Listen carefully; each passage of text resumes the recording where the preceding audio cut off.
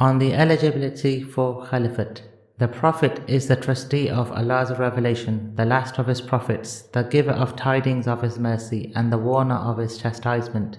O people, the most rightful of all persons for this matter, the Caliphate, is he who is most competent among them to maintain it, and he who best knows Allah's commands in its regard. If any mischief is created by a mischief-monger, he will be called upon to repent. If he refuses, he will be fought. By my life, if the question of Imamate was not to be decided unless all the people were present, then there would be no such case. But those who agreed about it imposed the decision on those who were absent, so much so that he who was present could not dissent, and the one who was absent could not choose anyone else. Be informed that I shall fight two persons, one who claims what is not his, and the other who ignores what is obligatory upon him. The need for wisdom in fighting against Muslims.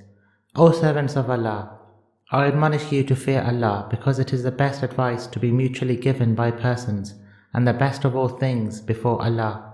The door of war has been opened between you and the other Muslims, and this banner will be borne only by him who is a man of foresight, of endurance, and of knowing the status of rightfulness.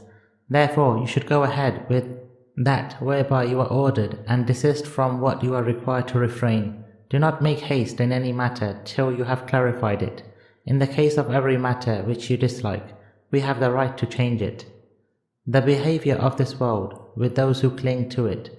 Be informed that this world which you have started to covet, and in which you are interested, and which sometimes enrages you and sometimes pleases you, is not your permanent abode, nor is it the place of your stay for which you might have been created, nor is it the one to which you have been invited. Be informed that it will not last for you, nor will you live along with it. If anything out of this world deceives you, i.e. attracts you, its own evils warn you too. You should give up the objects of its deceit in favor of the objects of its warning, and the objects of its attraction in favor of the objects of its horrors, and while being in it, advance towards that house to which you have been called, and turn your hearts away from the world.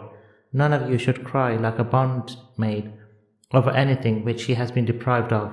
Seek the perfection of Allah's bounty over you through endurance in obeying Allah and in safeguarding what He has asked you to safeguard, namely His book. Be informed that the loss of anything of this world will not harm you so long as you have guarded the principles of your religion. Know also that after the loss of your religion, nothing of this world for which you have cared will ever benefit you. May Allah carry our hearts and yours towards what is right, and may He grant you and ourselves endurance.